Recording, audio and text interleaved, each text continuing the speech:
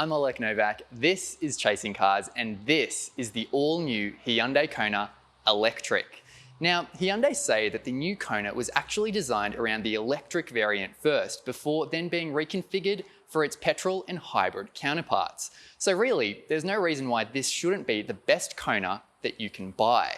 Now, we've driven the petrol variants of the Kona as well as the hybrid. Now, we're quite big fans of that one, and that's the one Hyundai reckons is going to be the top seller in Australia.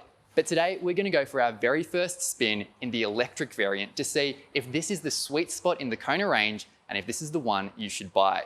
We're going to start by checking out the lineup, but before we do that, make sure you hit subscribe below. So despite the fact the Kona was designed as an EV first, that's the variant that's actually launching last in Australia. But even still, it sits within a broader Kona lineup that is crucially important to Hyundai locally. Not just because trends dictate that it's eventually going to overtake the i30 as the brand's top-selling vehicle in Australia, but also because the Kona Electric marks the entry point to Hyundai's electric range in Australia, a range that's increasingly being challenged by the likes of cut-price Chinese competitors like BYD and MG. There are two trims available of the Kona Electric, the entry-level and also the premium.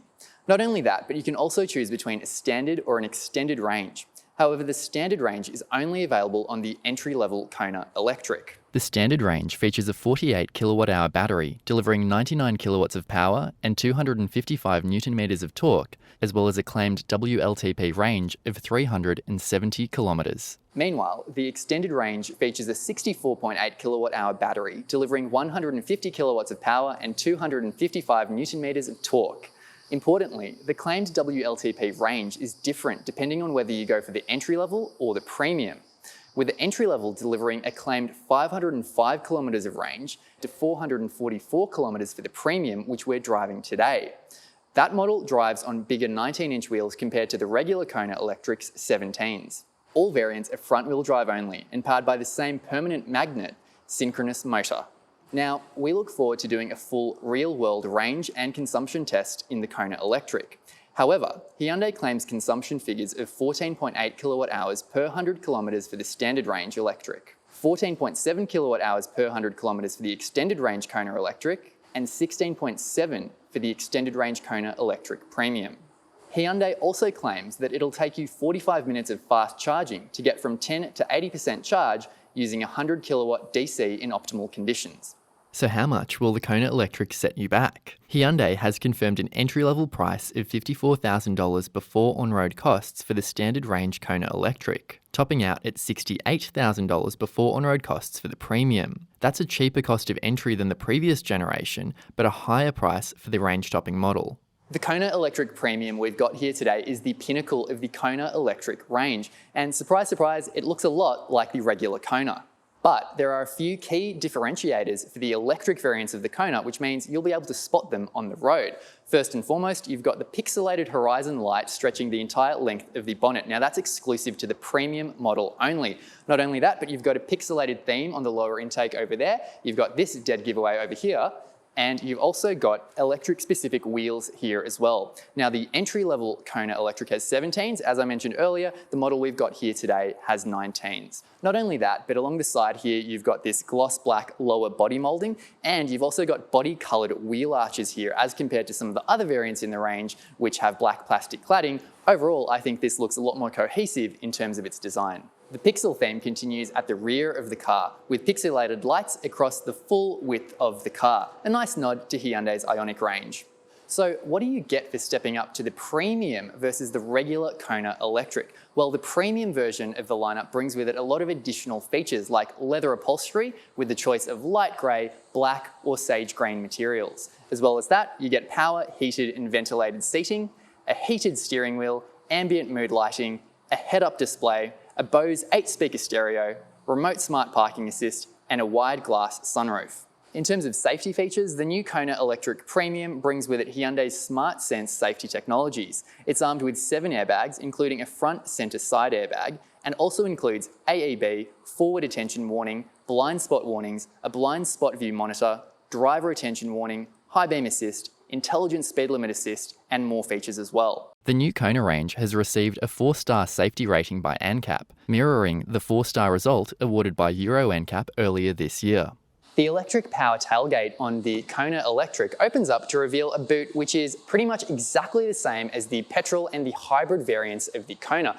Now that's significant because, like Hyundai said, they designed this car as an EV first, so there are no compromises if you do choose the electric variant. You're getting the same boot space all up. In terms of that boot space, you've got 407 litres, which is actually 75 litres more than the previous generation Kona Electric. If you were to fold the rear seats down, which fold almost completely flat, like the hybrid, that reveals 1,241 litres of boot space. In terms of other amenities that you've got here in the back, you've got a cargo cover, a light, hooks for your shopping bags, and the biggest surprise of all, wait for it, you've got a space saver spare wheel. Now that's something I salute and applaud Hyundai for, the fact that an electric small SUV actually comes with a space saver spare wheel as opposed to some glue and a tyre repair kit. So thumbs up Hyundai for that.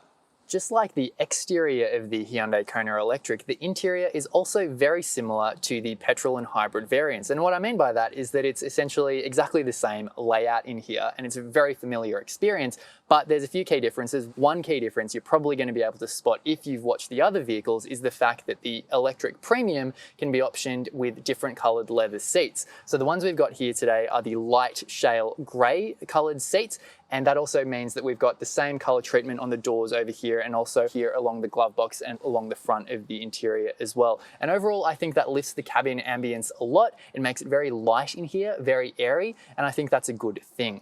Just like the other Konas that we've reviewed, it's easy to get comfortable in the Kona Electric. The seats on the premium version we're in today have 10-way adjustability with memory settings as well. There's an 8-way adjustability for the passenger front seat too. So it's easy to find your perfect driving position. You've got the really nice steering wheel, which feels really good in the hand. You've got good forward visibility. So overall, it's a tick for that. In terms of storage space, that's also really good. So just like in the other Hyundai Kona models we've mentioned, the fact that you've got the gear selector right here behind the steering wheel to the right, the shift-by-wire column-mounted gear selector, that means that like the other Kona models, there's a lot of space here in terms of the center console. So over here, you've got a wireless charging pad for your phone, and over here, you've got a very nice open area with some cup holders that you can actually push away to create more space, or you can press these buttons to make them appear like that. You've got an open section here underneath this enclosed section here in the center console as well. Moving along in terms of storage space, there is a decent glove box over here and a nice little cubby storage area above it where you can store items as well. Just like the other Konas that we've reviewed, the centerpiece of the design are the dual 12.3-inch displays in front of you. So you've got the driver display, the instrument cluster, which just like my thoughts in the Hyundai Kona hybrid video, it's got really nice, clean and simple graphics. So I think that is a good system. In terms of the media system, you've got Hyundai's latest BlueLink connected car services with over-the-air updates, and it's a really nice, easy system to use. Again, the graphics are clear and simple. It's a pretty responsive screen, and it's quite easy and intuitive to navigate too. In terms of other elements, you've also got that nice mix between technology, but also ergonomics. So you've got a lot of tangible buttons here for things like the volume controls, shortcuts in the menu, and also physical dials for your volume controls, which is a nice touch too. So another cool feature that you get in the Kona Premium is this one, which I'm demonstrating right now for the first time, and that is the relaxation seats. So if you want to have a bit of a nap and recover, apparently they take you to a zero gravity position. So I'm going to have a bit of a snooze before we test out the rear seats.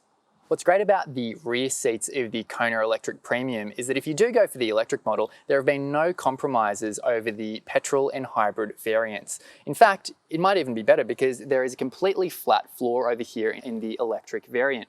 Not only that, but in terms of rear space, so I'm 6 foot, and just like with the hybrid and the petrol variants, the room here is plenty. I've got good knee room, good toe room, good headroom, and overall, it's easy for me to get quite comfortable in here. What I do like is that you can also angle the rear seats, so you can find the perfect angle for you for long journeys. That might be nice to just mix things up a bit as well.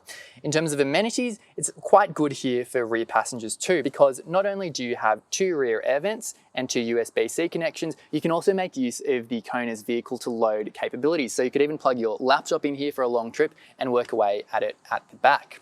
In terms of other amenities, you've got heated seats with 3 levels for the outboard passengers, which is a nice touch too. And again, like the front, while you do have those scratchy plastics over here, the fact that you've got the light shale grey does lift that cabin ambience quite a bit. So overall, coupled with additional items like these rear seat pockets and also a rear center armrest with cup holders, it's definitely not a Spartan place for rear passengers to spend a lot of time in the back of the electric Kona. So what is it like driving the Hyundai Kona Electric? Well, the interesting thing to note is because this is one of the few vehicles that are offered in petrol, hybrid and electric variants, there's a chance that people might be cross-shopping the electric against, say, a hybrid. You might be wondering, is it worth stepping up to the electric, paying that bit of extra money? And chances are you might be trying out an electric vehicle for the first time. And within that regard, if you are hopping into the Kona Electric from something like a Kona hybrid, then the experience is actually not too jarring. It actually feels really natural. It takes a lot of what's good about the hybrid Kona and makes it even better in some ways. And that's a really positive thing, the fact that Hyundai have engineered a vehicle that feels really natural and easy to drive even in its electric form. So some of the things that you'll notice are different are obviously the fact that it's quieter. It's an electric car, you don't have the sound of a petrol engine, so it's definitely a much more refined experience in here. It's very quiet, which is nice as well. Apart from the additional quietness in the electric variant, you will also notice that you have that instantaneous throttle response in the electric, which is also very good. And there's a key difference there compared to the previous Kona Electric, which had 395 Newton meters of torque. Hyundai has actually worked that down to 255 Newton meters for this generation. Now, the reason for that was to actually create a much more usable, progressive and natural feeling experience. So when you are driving the Kona Electric, you'll notice that it doesn't have that breakneck acceleration that throws you back in your seat. But despite that, it certainly has enough power. It's certainly not lacking for any power, and it accelerates really nicely. It just has this really inherent kind of usability and easiness to the drive experience that makes it feel really natural, almost like you're driving a regular car just without the sounds of the internal combustion engine. So overall, so far it seems very natural and easy to drive, in some ways similar to a regular Kona, minus a few of those differences. What are some of those key differences though that you will find if you're driving the electric version? Well, one of them is the regenerative braking. So there's two things to note in that regard. Firstly, you can use Hyundai's iPedal to essentially employ a one-pedal driving experience. So that means you'd just be using the accelerator pedal to move the car forward and stop as well to maximize that regenerative braking. Now that's definitely something that is based on personal preference. You might love it, you might hate it. Personally, I enjoyed it because it just gave that extra bit of engagement to the drive and gave you something to master in terms of the smoothness as well. So overall, that's something I quite like. In terms of another element to that, the electric Kona also has Hyundai's smart regenerative braking system. So that essentially means that you have 4 different levels of regenerative braking that you can set using the paddles on your steering wheel. So essentially that just adjusts the level of regenerative braking that you have. And it means that you can tailor it to your tastes. Or you can set it into automatic, which essentially means that the car decides the level of regenerative braking for you, and it does that based on the incline of the road or the distance to the car in front of you as well. Again, you can set that by using the paddles on the steering wheel. Another cool feature of the regenerative braking system in the Hyundai is that if you pull and hold the left paddle like so, you will see that it brings the car to a complete stop without using the brake pedal at all. So that's a cool feature too. What about other elements like the steering, the ride, and the handling? Overall, that's where the Kona Electric also delivers a pretty good package all up. So in terms of the steering, it's light, it's progressive, it's easy to use, it feels relatively nimble to place the car on the road. I don't think that for what this car intends to be as a urban-focused runabout, that there are any complaints in that regard. The car also handles quite well. So in my first initial drive, perhaps you could maybe feel slightly more weight to the electric compared to the hybrid variant, which is obviously a significantly lighter vehicle. But overall, in terms of its intended use case, it's pretty fun to punt around windy roads. And overall, I think it delivers a pretty good ride handling balance in that regard. Again, like the N-line variants and like the hybrid variants, it has a multi-link rear suspension, which definitely helps in that regard too. The ride quality on the Kona Electric also seems to be of a pretty high standard as well. It soaks up bumps really nicely, and one thing to note in terms of the ride for the Kona Electric is that you've got 2 different choices of wheels based on if you go for the entry level or the premium. As we mentioned earlier, the entry level comes with the 17-inch wheels, and the premium, which we're driving today, comes with the 19-inch wheels. So it would be nice to spend a bit more time in both variants to make an assessment on whether there is a tangible difference to the ride based based on the wheel sizes and what kind of effect that makes on handling. So that's something I'd like to spend a bit more time in both variants to make an accurate assessment on. But overall, the rides seem to do a really nice job of soaking up the bumps and delivering a pleasant ride experience, a compliant ride experience that wasn't jarring in any way, at least on the initial drive that I've been on during this first drive in the Kona. In terms of other elements to the Kona Electric, the brakes feel quite good and easy to modulate, which is good. You've also got 4 different drive modes to choose from, so you can essentially toggle between Eco, Normal, Sport and Snow here in front of me. I've predominantly been driving in Eco. If you want to make things a bit more exciting, you can put it into Sport mode to weight up the steering and make it a bit more alert. Overall, ultimately though, I think that the Hyundai Kona Electric, just like the hybrid that I've driven recently, is at its best when it's driven in that more relaxed driving manner. I think that's when it really shines as a vehicle. That's when it makes the most of all the vehicle's best qualities in terms of its quietness, its good ride, its pleasant cabin. So I think if you drive it in that regard, then you'll be very happy with the experience overall. One other element that Hyundai have also noted as part of the releases of the Kona is that the electric premium also has a quoted braked towing capacity of 750 kilos. So that's something significant to note, just given the difficulties when it comes to towing for EVs. So that is an interesting point in that regard. And that 750 kilo braked towing capacity compares to 1,300 kilos of braked towing capacity for the petrol variants of the Kona. If you have watched our other reviews of the Kona, then you might experience a bit of deja vu or perhaps Groundhog Day with the next point, and that is in regard to the safety systems in the Kona Electric. So again, like with the other variants, they're just overzealous. So for this drive right now, we've actually turned them off so that we could make it through these takes without being interrupted by constant beeping and things like that. So the safety systems have the best of intentions, and that's really good, and that should be commended, but ultimately they just don't seem, like we've said in our previous reviews, to be calibrated to that really refined extent, because often in terms of the speed recognition, it'll get the speed limit wrong and then it'll constantly beep at you that you are going over the speed limit, which just makes for a pretty unpleasant driving experience. At the same time, it's also extremely sensitive. So if you're someone who stays on the speed limit or nudges 1 kilometer above, then you're going to be getting constant beeps as well, which can be embarrassing if you've got passengers with you as well. So ironically, what that means is that you really have to watch the speed limit to ensure that you just don't encroach it at all. But that means that you have to take your eyes off the road a bit. And if you're taking your eyes off the road a bit, then the camera in front of you that's monitoring your driver attention will start to beep that you aren't having your eyes on the road. So again, that's just that a bit of an annoying duality that you have to deal with there. So you can switch some of these safety systems off. Again, it takes a few steps in the menu settings to do that. You can shorten it by using some of the shortcut functions as well. But again, it just feels like it's something that might let the drive experience down for what is otherwise a very serene driving experience, a very pleasant and quiet drive experience in the Kona Electric.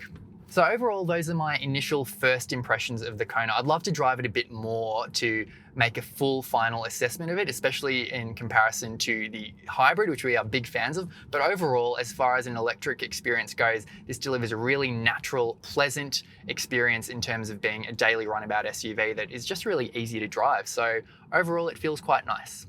In terms of running costs for the Kona Electric, the situation's a bit different versus its petrol and its hybrid counterparts. So firstly, in terms of service intervals, the Electric has longer intervals. So they occur every 30,000 kilometres or every 2 years, whichever comes first. Not only that, but each service will cost you $520. So all up, across the first 6 years, that's $1,560 for servicing. Now that compares to the hybrid and petrol variants, which need to be serviced every year. Not only do they need to be serviced every year, but the kilometre intervals are also shorter. So for the hybrid and the 2-litre variants, that's every 15,000 kilometres, and for the turbo, that's every 10,000 kilometres.